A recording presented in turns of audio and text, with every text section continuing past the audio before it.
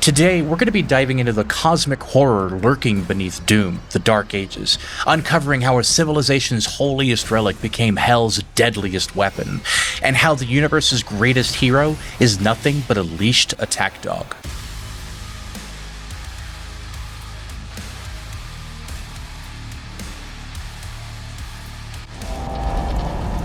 The stars bleed, and the void calls.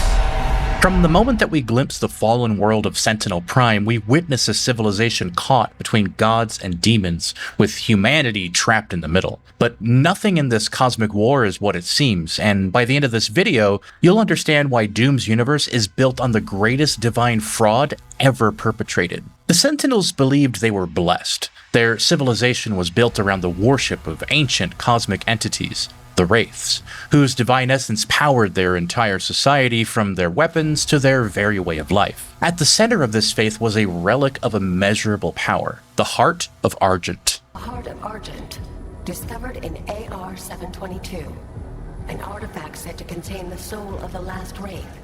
Powers and origin unknown.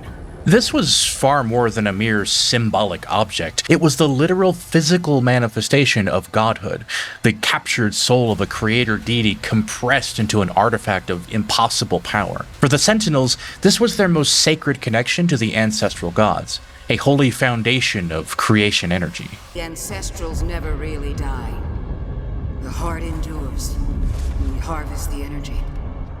But what happens when something so fundamentally sacred becomes nothing more than a resource to be extracted, when divinity itself is reduced to a commodity? The Heart of Argent represents the ultimate desecration, a cosmic perversion that transformed the very soul of a god into a battery. This is where our story truly begins, because while the Sentinels harvested this energy with reverence, others saw it as merely a power source to be exploited. Hell's forces, led by the ambitious Prince Azaric, weren't pursuing the heart for worship, they wanted a weapon. And the Heart of Argent gives us the power to conquer the beast and crush his allies. For Hell's legions, the heart represented something far more strategic, a force multiplier, if you will, that could tip the scales in their conflict. They didn't seek communion with the divine, they sought to weaponize, harvest, and ultimately corrupt it. But the most horrifying truth about the Heart of Argent would shake the very foundations of Sentinel society, because unknown to almost everyone, the heart wasn't just an artifact locked in a vault, it was hidden inside of a living person. She has the spirit of an ancient sentinel god within her. A wraith who are descendants of this realm. Here her energy becomes fully realized.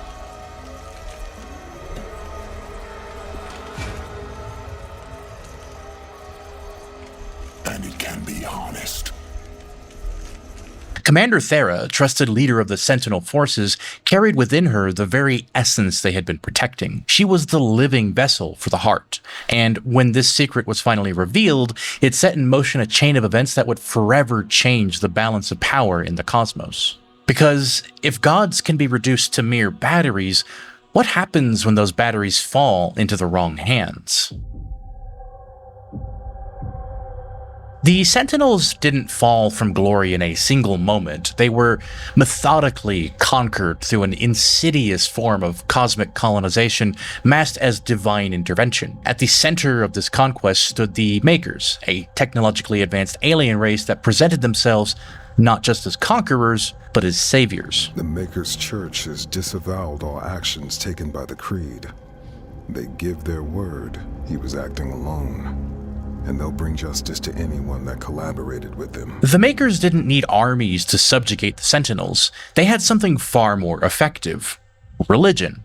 By establishing themselves as divine beings, as Maykrs, they systematically replaced the Sentinels' ancestral faith with a new theology that positioned the Maykrs as the center of cosmic order. This was spiritual genocide. The ancient wraith worship of the Sentinels was gradually erased, and their connection to their true divine ancestors severed, all while the Maykrs promised salvation and a place in their heavenly realm of Urdak. But beneath this veneer of benevolent divinity lurked a parasitic survival strategy so horrific that its discovery would shatter Sentinel civilization. The Maykrs weren't gods, they were cosmic parasites whose entire civilization was built upon a foundation of industrialized soul harvesting. What would you do if you discovered your gods were frauds, feeding you to hell, one soul at a time? The heart of this betrayal was a secret pact between the Khan Maykr and the forces of hell, an unholy alliance where mortal souls were currency. The divine realm of Urdok, promised to faithful sentinels as their eternal reward, was powered by the very essence of tortured souls processed through hell's cosmic factories. The manipulation ran deeper than just religion, amounting to existential fraud on a cosmic scale. We will always be a people of faith. But we must consider now who we will put that faith in. And I say to you, there is no better place to turn to than ourselves. This is our home, and we will stand together to the last sentinel to defend it. As we have before, as our ancestors did, as we always will. The discovery of this betrayal ignited a holy civil war among the Sentinels, a violent schism between those who manifested faith in the Maykrs and those who followed King Novik into secular self-determination. The Sentinels who survived this crucible emerged with a radical new philosophy, faith redirected inward toward their own potential rather than external gods. But to maintain their control during this crisis, the Maykrs needed a weapon, one powerful enough to crush resistance, but controlled enough to never turn against its masters. They needed a perfect soldier, an unstoppable force that could be pointed at their enemies. They needed the Slayer. Every great myth needs a hero, a chosen one who rises above mortal limitations to achieve the impossible. In most stories, this hero is defined by their agency, their choices, their free will in the face of overwhelming odds. The Slayer is not that hero. Launching the Slayer in 3, 2, 1. Release.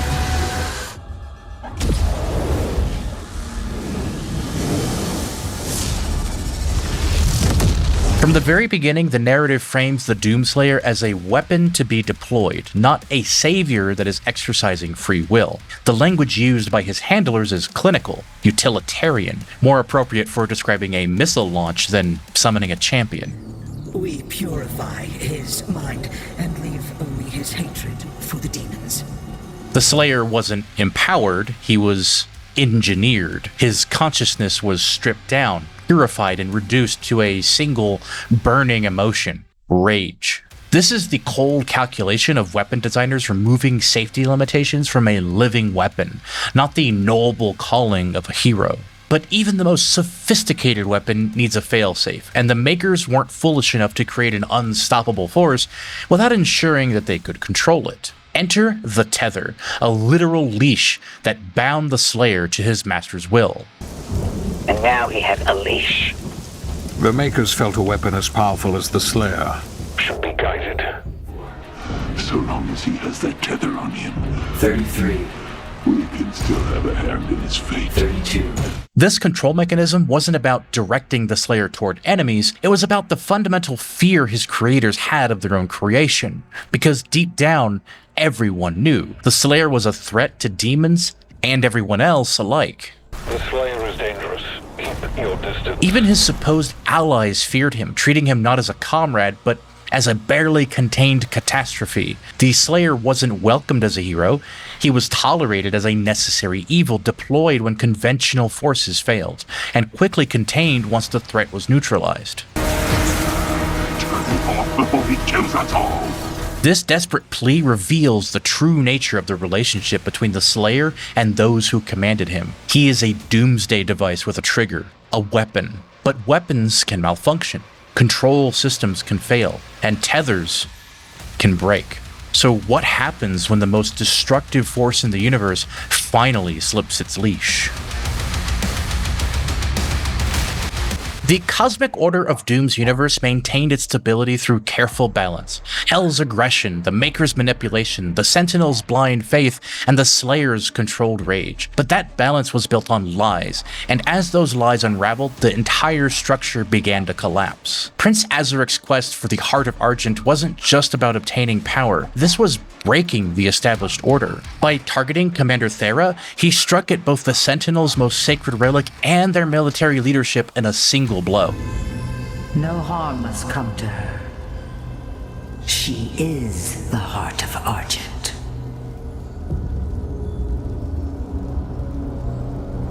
Then why didn't she use her sorcery against us? The true scope of that human's power is unknown to her. Thera herself remained ignorant of her true nature, a cosmic tragedy where the vessel of godhood was unaware of the power she contained. This ignorance wasn't an accident, it was by design. Because knowledge brings power, and those who control the Sentinels couldn't risk Thera understanding what she truly was. But as Azuric's forces closed in and the Sentinels' defenses crumbled, the carefully maintained illusions began to shatter. The Maykrs' betrayal was exposed, the Heart's true nature revealed, and most dangerously, the Slayer's tether began to fail. But his resistance to the tether's influence is increasing. A request to the Creed for additional energy reserves has already been made. The Masters were losing control of their weapon. Within each battle, each deployment, the Slayer's consciousness was reasserting itself. Not returning to humanity, but evolving into something new, something outside the established cosmic hierarchy, something truly terrifying. It can't be removed. We scanned it.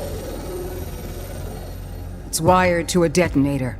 The failsafe built into the Slayer's tether reveals the extent of the Maykrs' fear. They would rather destroy their greatest weapon than allow it to turn against them. But even this precaution would prove insufficient as events spiraled toward their inevitable conclusion. In the chaotic final battle, as Sentinel fought Sentinel and demons poured through dimensional rifts, the last illusions fell away. Bishop Creed's betrayal, Azuric's ambition, the Heart's power, and the Slayer's rage all converged into a cataclysmic confrontation that would rewrite the cosmic order. I only did what was asked of me. I'm worth more to you alive than dead. Even in his final moments, Bishop Creed maintained the manipulative nature that defined the Maykrs' approach. Always bargaining, always calculating, always seeking advantage. But some debts can only be paid in blood, and some betrayals can never be forgiven. The Slayer's choice in that moment, whether to accept the bargain or deliver final judgment, represents the first truly free decision made by this engineered weapon of war. The true horror of Doom's universe isn't found in its demons or its violence. It's in the realization that its supposed hero is the most terrifying entity of all, a being of pure rage, stripped of all humanity, forged as a weapon, and now unchained. They are rage, brutal, without mercy. But you will be worse. Rip and tear until it is done. These words are a prophecy, not just a battle cry. The Slayer doesn't represent salvation, he represents judgment. Indiscriminate, unstoppable judgment that makes no distinction between demon and angel, or between heaven and hell. I can never rule as king, so long as you are the only one they fear. Even Hell's princes acknowledge the fundamental truth of the cosmos. There is only one being that all sides fear. This is the ultimate subversion of the power fantasy you've been experiencing. The unstoppable force you control isn't a hero, it's a consequence, a doomsday device that has finally been taken off its safety.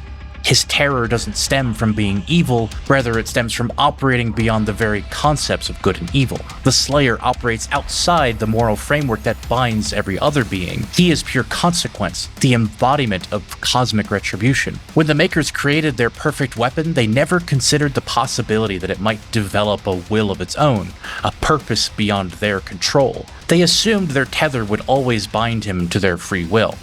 And they were wrong. The final scenes of the Dark Ages reveal the new cosmic order emerging from the ashes of the old. Sentinels freed from Maykr influence forge their own path under King Novik's secular leadership. Hell regroups under new leadership after Azaric's defeat, and the Slayer... We're much better off with him on his own. This seemingly casual statement contains the most profound truth about the Slayer's place in the universe. He isn't a hero to be celebrated among his people. He's a force of nature best left undisturbed, operating in the shadows between worlds, pursuing his own vendetta against both hell and heaven. The final shot of the Slayer standing alone, weapons ready, facing a new hellish portal is not the triumphant pose of a hero returning victorious. It's a reminder that his war never ends, his rage never subsides, and the beast remains unchained, ready to be feared by all who corrupt the cosmos. Because in the dark universe of Doom, the greatest terror isn't that evil might triumph, it's that judgment comes for all who sin, delivered by hands that know neither mercy nor restraint. And if you enjoyed this video of Doom's dark theological universe, I hope it kept you on the edge of your seat. Make sure you're subscribed for our next exploration, and also leave a comment telling me which cosmic betrayal shocked you the most, the Maykrs' false religion or the truth about the Heart of Argent. And if you're ready to check out my next video, click right on over here because I put up a video about how the Nord religion in Skyrim is a bunch of baloney. Really, baloney?